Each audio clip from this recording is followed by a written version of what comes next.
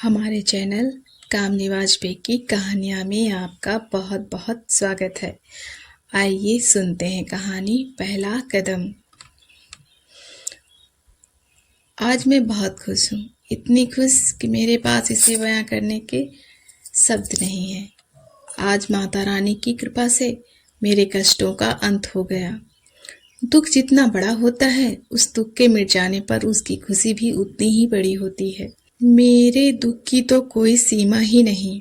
इस दिन के लिए मैं माता रानी के चरणों में बैठकर घंटों रोती रहती थी। 1 या 2 दिन नहीं, पूरे 18 महीने।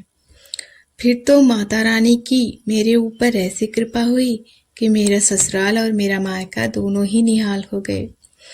मैंने वैष्णो माता के चरणों में जो आंसुओं के मोती चढ़ाए थे, उससे माता रानी का मन पसीज गया और उन्होंने मेरी गुहार सुन ली और एक सुंदर और स्वस्थ फूल मेरे आंचल में डाल दिया।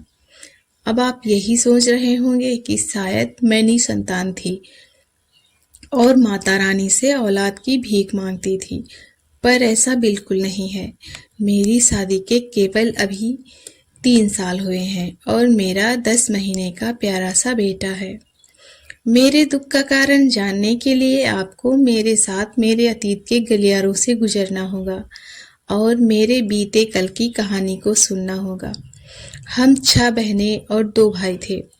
माँ और पापा पुराने ख्यालात के थे, इसलिए हम बहन और भाई मिलाकर 8 लोग हो गए। उनका कहना था, अगर लड़का न हुआ तो उनका वंश आगे कौन बढ़ाएगा और उनके मरने के बाद उनका अंतिम संस्कार और क्रियाक्रम कौन करेगा। इस आकांक्षा के पूरा करने के चक्कर में उनके घर के आंगन में हम बहनों की संख्या बढ़ती गई और एक के बाद एक हम 6 बहनें हो गईं। तब जाकर के ही भगवान ने उनकी इच्छा पूरी की और हमें वो कलाई दी जिस पर हम राखी बांध सके। हमें वो माथा दिया जिस पर हम भाई दूज का टीका लगा सके। भगवान ने हमें एक प्यारा सा भाई दिया। हम लोग बहुत खुश थे, पर यह खुशी ज्यादा दिनों तक न रह सकी। धीरे धीरे यह खुशी गायब होने लगी और उसकी जगह घोर निराशा छाने लगी, क्योंकि धीरे धीरे सबको इस बात का एहसास होने लगा था कि उसका शारीरिक और मानसिक विकास दूसरे बच्चों के मुकाबले काफी धीमा था। माँ और पापा उसे रोज नए नए डॉक्टरों के पास ले जाते, जो जहां कहता वहां दिखाते, हर मंदिर मस्जिद अरदास लगाते, पर कोई परिणाम ना निकला। डॉक्टर ने साफ कह दिया कि आप चाहे जितना प्रयास कर लें, पैसा पानी की तरह बहा दें, यह ठीक नहीं होगा। पर फिर भी वे कभी ना कभी झाड़ फूक या बाबाओं के फेरे में पड़ ही जाते। जितनी खुशी उसके जन्म को लेकर थी, सब गायब हो चुकी थी। धीरे धीरे वह 1.5 साल का हो गया, मगर अब तक उसकी गर्दन तक न थमती थी। जब वह उसे थामने की कोशिश करता तो उसकी गर्दन कभी दाईं तरफ लुढ़क जाती तो कभी बाईं तरफ। माँ और पिताजी को अक्सर यही कहते हुए सुनती, इससे तो अच्छा इसका जन्म ही ना होता, हम निर्वंशी ही रहते, कम से कम हम सुकून से मर तो पाते। अब तो मरने तक यही चिंता सताती रहेगी कि हमारे मरने के बाद इसकी देखभाल कौन करेगा। पर भगवान को शायद उसकी हालत पर दया आ गई और मेरे घर में एक बेटे का जन्म हुआ, जो कि पूरी तरह से स्वस्थ था। उसे पाकर हम सबके मुरझाए चेहरे एक बार फिर से खिल उठे। बड़े बेटे की शारीरिक तथा मानसिक विकलांगता का दुख एक स्वस्थ बेटा पाकर काफी कम हो गया।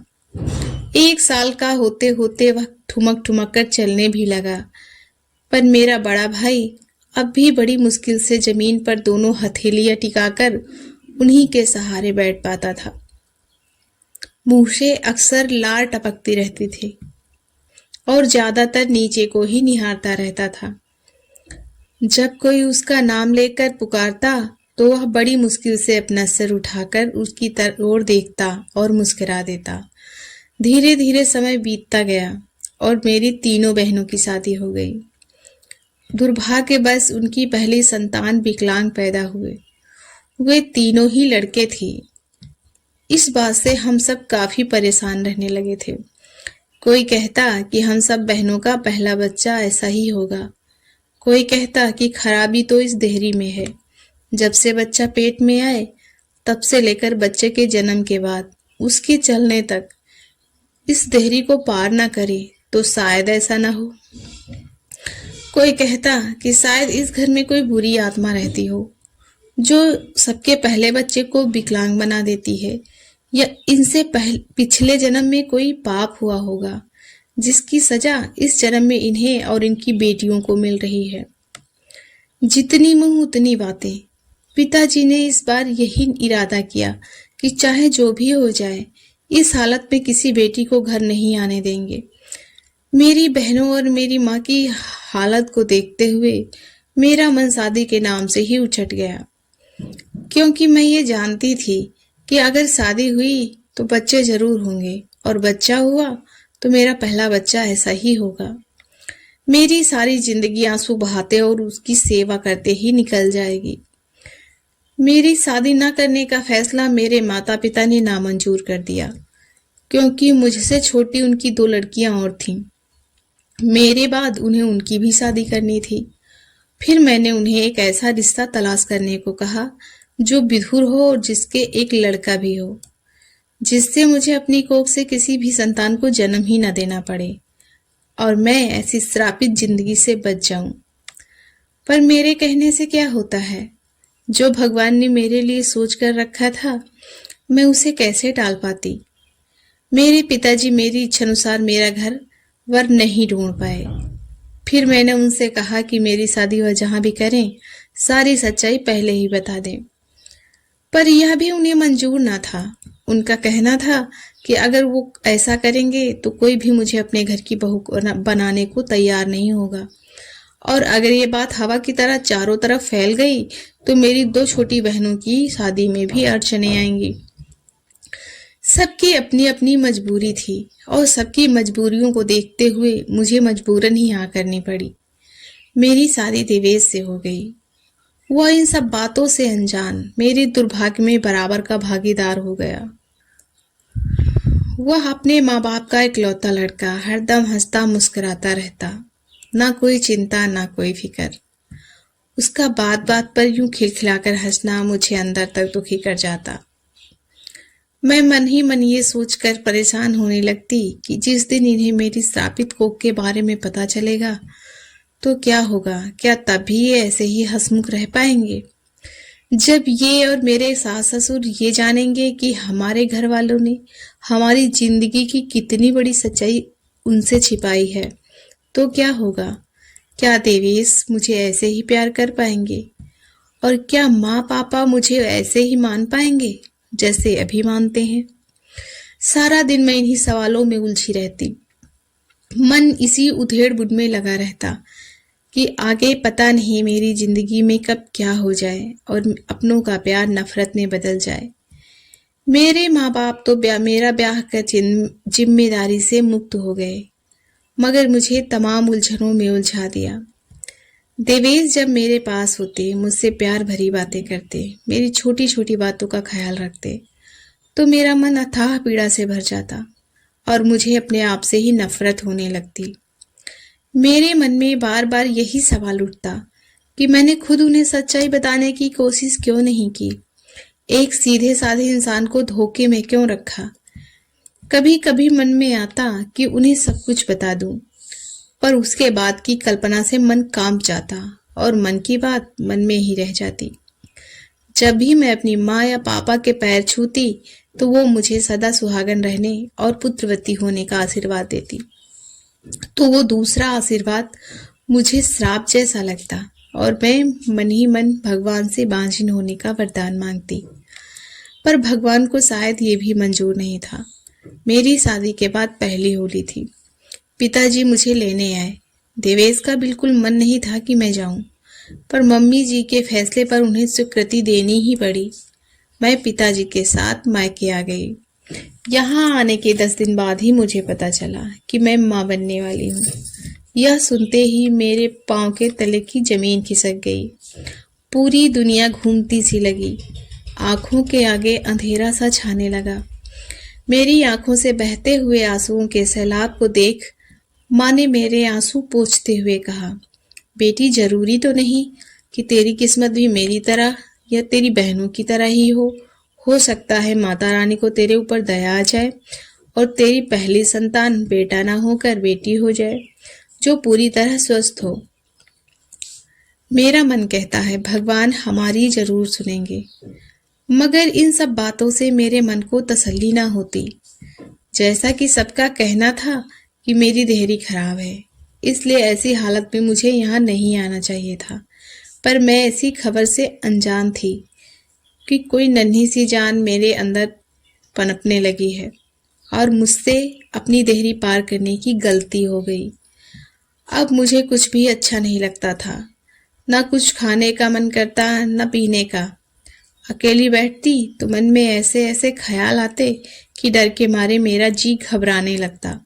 मन तो करता कि मैं इसे अपनी कोख में ही समाप्त कर दूं, इसे जन्म ही ना दूं, पर मेरे अंदर छिपी इसकी माँ ने मुझे ऐसा नहीं करने दिया। देवेश मुझे लेने आए और मैं उनके साथ ससुराल चली आई। मैंने जब ये खुश खबर अपने घर वालों को बताई तो वे लोग खुशी से झूम उठे, पर मेरा मन अब भी बुझा बुझा ही रहता। मेरा सब लोग बहुत ख्याल रखते। माँ जी सदा खुश रहने और ज्यादा काम ना करने की हिदायत देती रहती। अगर उनकी बात ना मानो तो प्यार से डांट भी लगा देती। वह रोज कुछ ना कुछ नया बनाती और जब तक मैं किचन में रहती तब तक वह भी वहां से बाहर ना निकलती। मेरे लाख मना करने के बाद भी वे मेरी किचन में पूरी मदद करती। देवेश ने हमारा कमरा बच्चों के खिलौनों और बच्चों की हंसती मुस्कुराती तस्वीरों से सजा दिया था। वह रोज रात में मुझसे उन तस्वीरों के बारे में बात करते और अपने होने वाले बच्चे की कल्पना में खो जाते। उनकी ये सारी बातें मेरे मन को और भी व्यथित कर देती। एक दिन मैं दोपहर को अपने कमरे में लेटी हुई थी। मेरी नजर उस फोटो पर अटक गई जिसमें बच्चा खड़ा होकर कदम बढ़ाने की कोशिश कर रहा था। उसे देखते ही मुझे अपने उसी श्राप का ख्याल आ गया और मेरी आंखों से आंसू बह छलक आए। उसी समय कमरे में मम्मी जी आ गई। उन्हें देखते ही मैंने अपने आंसू पोंछ लिए, पर शायद उन्होंने मुझे ऐसा करते देख लिया था। वो आकर मेरे सिरहाने बैठ गई और मेरे सर पर हाथ फेरते हुए बोली, क्या बात है बहू, तबीयत ठीक नहीं है क्या? इस बार जब से मायके से आई है बड़ी खोई खोई सी रहती है। कोई बात तो है जो तुझे अंदर ही अंदर परेशान कर रही है। इस समय तो तुझे खुश रहना चाहिए, नहीं तो तेरी उदासी का असर तेरे बच्चे पर पड़ेगा। तेरे मन में जो भी बात हो तू मुझसे निसंकोच कह सकती है। मैं तेरी माँ तो नहीं पर उससे कम भी नहीं पड़ूंगी। मेरे लिए तू देव से किसी भी मायने में कम प्रिय नहीं है। उनकी स्नेह भरी बातों से मैं भावुक हो उठी और अपना सिर उनकी गोद में रखकर जोर जोर से सिसकने लगी और फिर अपना सर उनकी गोदी से उठाकर अपने दोनों हाथ जोड़कर किसी अपराधी के जैसी खड़ी हो गई। उनकी समझ में कुछ नहीं आ रहा था कि मैं ये क्या कर रही हूँ।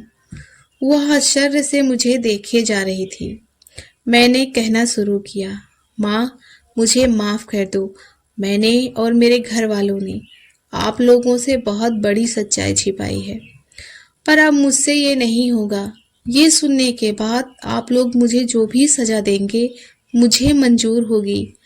और इतना कहने के बाद मैंने उन्हें अपनी दर्द भरी आत्मकथा कह सुनाई और एक अपराधी की तरह सिर झुकाकर उनके सामने खड़ी हो गई। उन्होंने मेरे आंसू पोंछते हुए गंभीर होकर कहा, बहू तुम्हारे घर वालों की जगह कोई भी होता तो शायद यही करता, क्योंकि जानबूझकर तो कोई तैयार ना होता इस रिश्ते के लिए।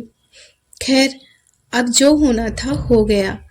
मुझे माता रानी पर पूरा भरोसा है, वो हम लोगों का कुछ भी बुरा नहीं होने देंगी। तुमने अब तक जैसे देव से कुछ नहीं बताया, आगे भी कुछ नहीं बताना। मैं नहीं चाहती कि मेरा बेटा चिंताओं से घिर जाए और तुम्हारे रिश्ते में भी कड़वाहट पैदा हो जाए। मुझे पूरा विश्वास है कि माता रानी तुम्हारी औलाद की रक्षा करेंगी।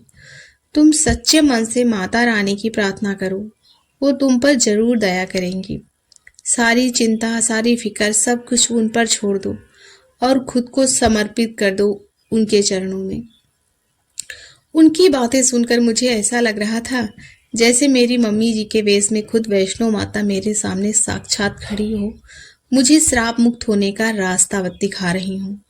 उस दिन के बाद से मैं अपना ज्यादातर समय माँ के चरणों में बिताने लगी। माँ का चेहरा निहारते निहारते मेरी आंखें सावन की बरसात सी बरसने लगती और घंटों थमने का नाम न लेती। धीरे धीरे समय बीतता गया और मैं एक प्यारे से बेटे की माँ बन गई। अब वह 10 महीने का हो गया है और माता रानी की कृपा से आज उसने अपने नन्हे नन्हे पैरों से पहला कदम रखा है। आज मेरी आंखें खुशी के मारे बरसी पड़ रही हैं और पहले गम में बरसा करती थी। इन आंसुओं का इंसान से कितना टूट रिश्ता है, गम में भी साथ रहते हैं और खुशी में भी। सुनी जग की माता ने माँ की दुआ, पूछो तो भक्तों फिर क्या हुआ। जिंदगी मेरी खुशहाल हो गई, उनकी कृपा से तो मैं निहाल हो गई। सच्चे मन से जो तुम मर्जी लगाओगे, अपने मन का चाहा तुम फल पाओगे। मेरी कहानी सुनने के लिए आपका बहुत बहुत धन्यवाद। मिलते हैं किसी नई कहानी के साथ।